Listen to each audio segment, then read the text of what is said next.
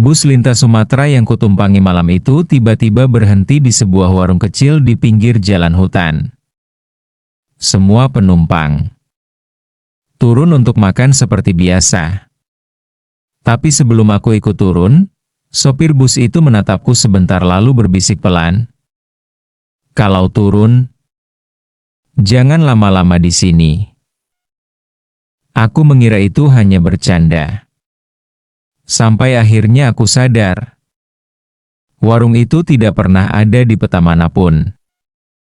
Assalamualaikum warahmatullahi wabarakatuh.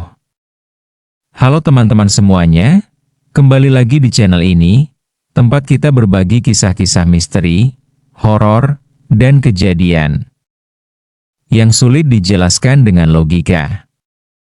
Jika kalian suka dengan cerita seperti ini, jangan lupa dukung channel ini dengan menekan tombol like, komentar, dan subscribe, supaya channel ini bisa terus menghadirkan kisah-kisah menarik lainnya. Dan malam ini, saya akan menceritakan sebuah pengalaman misterius dari perjalanan bus lintas Sumatera, tentang sebuah warung di pinggir jalan yang selalu disinggahi bus malam. Tapi anehnya, tempat itu tidak pernah ada di peta. Setelah semua penumpang turun dari bus, aku ikut melangkah turun perlahan. Udara malam terasa dingin dan lembab. Di sekeliling warung itu hanya ada pepohonan tinggi dan gelap, seolah jalan itu berada di tengah hutan. Lampu di warung kecil itu hanya satu, berwarna kuning redup. Cahayanya berkedip pelan, membuat bayangan orang-orang yang duduk di dalam warung terlihat bergerak aneh di dinding kayu yang sudah tua. Beberapa penumpang langsung duduk memesan mie instan, kopi, atau sekadar meregangkan badan setelah perjalanan panjang. Sopir bus berdiri di dekat pintu, merokok sambil sesekali menatap ke arah jalan yang gelap. Aku masuk ke dalam warung dan duduk di bangku kayu panjang. Seorang ibu tua yang menjaga warung itu datang mendekat tanpa banyak bicara. Wajahnya pucat, matanya seperti menatap kosong. "Ada mie rebus?" tanyaku pelan. Ibu itu hanya mengangguk, lalu berjalan perlahan ke dapur kecil di belakang warung. Anehnya, suasana di dalam warung terasa sangat sunyi. Padahal ada cukup banyak penumpang di sana. Tapi entah kenapa, tidak ada yang berbicara keras. Semua orang seperti makan dengan diam, hanya terdengar suara sendok yang sesekali menyentuh mangkuk. Saat aku menoleh ke arah meja lain, aku melihat sesuatu yang membuat bulu kuduku merinding. Di sudut warung, ada seorang pria duduk sendirian. Kepalanya menunduk, wajahnya tidak terlihat jelas karena tertutup bayangan. Pakaiannya terlihat sangat lusuh dan basah seperti habis kehujanan. Yang membuatku merasa aneh. Dari tadi dia tidak bergerak sama sekali. Tidak makan. Tidak minum. Tidak juga berbicara. Hanya duduk diam. Seperti sedang menunggu sesuatu. Aku mencoba mengalihkan pandangan, tapi entah kenapa perasaan tidak enak mulai muncul di dadaku. Aku teringat lagi dengan bisikan sopir bus tadi. "Kalau turun, jangan lama-lama di sini." Tiba-tiba, lampu warung itu berkedip lebih keras. Sekali, dua kali. Dan saat lampu itu kembali menyala, pria yang duduk di sudut warung tadi perlahan mengangkat kepalanya. Matanya menatap langsung ke arahku. Tatapan itu kosong, dingin, dan anehnya, dia tersenyum tipis. Saat itulah aku mulai merasa, tempat ini benar-benar tidak wajar. Dan yang lebih membuatku merinding, ketika aku melihat keluar jendela warung. Bus lintas Sumatera yang tadi kami tumpangi, tiba-tiba mematikan semua lampunya. Seolah-olah Sopirnya sedang menunggu sesuatu terjadi di dalam warung itu. Saat pria di sudut warung itu menatapku, entah kenapa tubuhku langsung terasa dingin. Tanganku yang memegang sendok tiba-tiba berhenti di udara. Aku mencoba meyakinkan diri sendiri. Mungkin hanya penumpang lain yang ikut makan di sini. Tapi ada sesuatu yang tidak wajar. Matanya tidak berkedip. Dia hanya menatap. Dengan senyum tipis yang semakin lama terasa semakin aneh. Aku segera menunduk, mencoba menghabiskan mie rebus di depanku. Tapi nafsu makanku tiba-tiba hilang. Saat itulah, aku menyadari sesuatu yang membuat bulu kuduku berdiri. Suasana warung itu terlalu sunyi. Padahal tadi ada cukup banyak penumpang bus yang masuk. Tapi sekarang, tidak ada suara percakapan sama sekali. Aku perlahan mengangkat kepala dan melihat ke sekeliling. Beberapa orang masih duduk di meja masing-masing. Namun, mereka juga diam. Tidak ada yang berbicara. Tidak ada yang tertawa. Bahkan ada seorang bapak yang duduk memegang gelas kopi. Tapi dari tadi gelas itu tidak pernah benar-benar ia minum. Seolah-olah semua orang di warung itu hanya dia menunggu sesuatu. Tiba-tiba, dari luar terdengar suara klakson bus yang pendek. Tin. Semua orang di warung langsung menoleh ke arah pintu. Itu adalah klakson bus kami. Biasanya kalau sopir sudah membunyikan klakson seperti itu, artinya penumpang harus segera kembali ke bus. Aku merasa sedikit lega. Mungkin sudah waktunya jalan lagi. Beberapa penumpang mulai berdiri dan berjalan keluar warung. Aku juga ikut berdiri. Tapi saat aku melangkah menuju pintu, tiba-tiba ibu tua penjaga warung itu berdiri tepat di depanku. Gerakannya sangat pelan. Matanya menatap lurus ke wajahku. Lalu dengan suara serak hampir seperti bisikan, ia berkata, "Sudah selesai makannya?" Aku mengangguk cepat. "Iya, Bu." Tapi anehnya, ibu tua itu tidak segera menyingkir. Ia tetap berdiri di depan pintu. Lalu perlahan, senyumnya muncul. Senyum yang sangat tipis. Dan entah kenapa, senyum itu terasa tidak ramah sama sekali. Kemudian ia berkata lagi, "Jarang ada yang mau cepat pergi dari sini." Kalimat itu membuat dadaku tiba-tiba terasa sesak. Aku tidak menjawab apapun dan langsung melangkah keluar dari warung. Udara malam di luar terasa jauh lebih dingin. Beberapa penumpang sudah naik kembali ke dalam bus. Aku berjalan cepat menuju pintu bus. Namun saat kakiku hampir naik ke tangga, sopir bus tiba-tiba menahan lenganku. Wajahnya terlihat serius.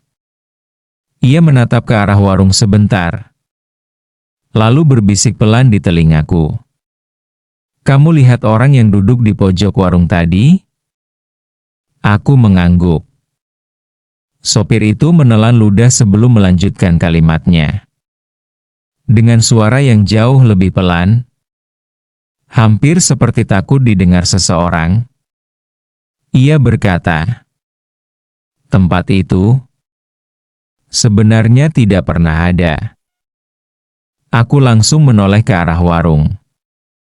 Lampu kuning itu masih menyala. Beberapa orang masih duduk di dalam. Tapi entah kenapa, dari tempatku berdiri sekarang, suasana warung itu terlihat jauh lebih gelap dari sebelumnya. Seolah-olah cahaya lampunya tidak benar-benar menerangi apapun. Dan saat itulah aku melihat sesuatu yang membuat darahku seperti berhenti mengalir. Pria yang duduk di sudut warung tadi sekarang berdiri di depan pintu. Ia tidak keluar. Hanya berdiri, menatap ke arah bus kami. Dengan senyum yang sama. Seolah-olah ia tahu kami sedang berusaha pergi dari tempat itu. Saat pria di sudut warung itu menatapku, entah kenapa tubuhku langsung terasa dingin. Tanganku yang memegang sendok tiba-tiba berhenti di udara. Aku mencoba meyakinkan diri sendiri. Mungkin hanya penumpang lain yang ikut makan di sini. Tapi ada sesuatu yang tidak wajar. Matanya tidak berkedip. Dia hanya menatap. Dengan senyum tipis yang semakin lama terasa semakin aneh. Aku segera menunduk, mencoba menghabiskan mie rebus di depanku. Tapi nafsu makanku tiba-tiba hilang. Saat itulah, aku menyadari sesuatu yang membuat bulu kuduku berdiri. Suasana warung itu terlalu sunyi. Padahal tadi ada cukup banyak penumpang bus yang masuk. Tapi sekarang, tidak ada suara percakapan sama sekali. Aku perlahan mengangkat kepala dan melihat ke sekeliling. Beberapa orang masih duduk di meja masing-masing. Namun, mereka juga diam. Tidak ada yang berbicara. Tidak ada yang tertawa. Bahkan ada seorang bapak yang duduk memegang gelas kopi. Tapi dari tadi gelas itu tidak pernah benar-benar ia minum. Seolah-olah semua orang di warung itu hanya dia menunggu sesuatu. Tiba-tiba, dari luar terdengar suara klakson bus yang pendek. Tin. Semua orang di warung langsung menoleh ke arah pintu. Itu adalah klakson bus kami.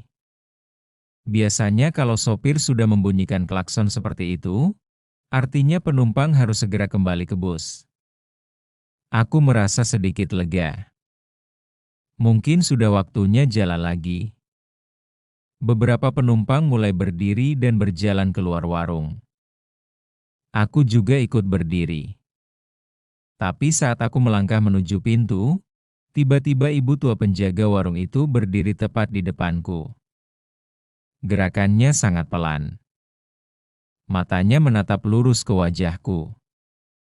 Lalu dengan suara serak hampir seperti bisikan, ia berkata, "Sudah selesai makannya?" Aku mengangguk cepat. "Iya, Bu." Tapi anehnya, ibu tua itu tidak segera menyingkir. Ia tetap berdiri di depan pintu. Lalu perlahan, senyumnya muncul. Senyum yang sangat tipis. Dan entah kenapa, senyum itu terasa tidak ramah sama sekali. Kemudian ia berkata lagi, "Jarang ada yang mau cepat pergi dari sini." Kalimat itu membuat dadaku tiba-tiba terasa sesak. Aku tidak menjawab apapun dan langsung melangkah keluar dari warung. Udara malam di luar terasa jauh lebih dingin. Beberapa penumpang sudah naik kembali ke dalam bus. Aku berjalan cepat menuju pintu bus. Namun saat kakiku hampir naik ke tangga, sopir bus tiba-tiba menahan lenganku. Wajahnya terlihat serius. Ia menatap ke arah warung sebentar, lalu berbisik pelan di telingaku. "Kamu lihat orang yang duduk di pojok warung tadi?" Aku mengangguk. Sopir itu menelan ludah sebelum melanjutkan kalimatnya. Dengan suara yang jauh lebih pelan, hampir seperti takut didengar seseorang, ia berkata, "Tempat itu sebenarnya tidak pernah ada." Aku langsung menoleh ke arah warung. Lampu kuning itu masih menyala. Beberapa orang masih duduk di dalam. Tapi entah kenapa, dari tempatku berdiri sekarang, suasana warung itu terlihat jauh lebih gelap dari sebelumnya. Seolah-olah cahaya lampunya tidak benar-benar menerangi apapun. Dan saat itulah aku melihat sesuatu yang membuat darahku seperti berhenti mengalir. Pria yang duduk di sudut warung tadi, sekarang berdiri di depan pintu. Ia tidak keluar. Hanya berdiri, menatap ke arah bus kami. Dengan senyum yang sama. Seolah-olah, ia tahu kami sedang berusaha pergi dari tempat itu. Bus terus melaju menembus jalan gelap di tengah hutan. Lampu depan bus menyapu jalan yang sepi, hanya terlihat aspal panjang dan pepohonan tinggi di kanan kiri. Namun suasana di dalam bus terasa sangat berbeda sekarang. Tidak ada yang berbicara. Beberapa penumpang terlihat gelisah, seolah-olah mereka juga mulai menyadari ada sesuatu yang tidak beres. Aku masih terus memikirkan sosok yang berdiri di depan warung tadi. Orang yang melambaikan tangan ke arah bus. Orang yang seharusnya duduk di kursi sebelahku. Aku memberanikan diri berdiri dan berjalan ke depan mendekati sopir. "Pak, tadi ang duduk di sebelah saya belum naik," kataku pelan. Sopir tidak langsung menjawab. Tangannya tetap memegang kemudi, matanya lurus ke depan menatap jalan yang gelap. Beberapa detik kemudian, ia menarik napas panjang. "Kamu ingat wajahnya?" tanya sopir pelan. Aku mengangguk. "Iya, Pak. Tadi dia juga turun makan di warung." Sopir menelan ludah sebelum berkata dengan suara berat. "Dia bukan penumpang kita." Aku langsung terdiam. "Bukan penumpang?" tanyaku bingung. Kernet yang berdiri di dekat pintu ikut menoleh ke arahku. Wajahnya terlihat sama pucatnya dengan sopir. "Setiap kali kami melewati jalan itu," kata kernet pelan, "kadang ada yang ikut naik." Bulu kuduku langsung berdiri. "Apa maksudnya? Ikut naik?" Sopir akhirnya menoleh sedikit ke arahku. Matanya terlihat serius.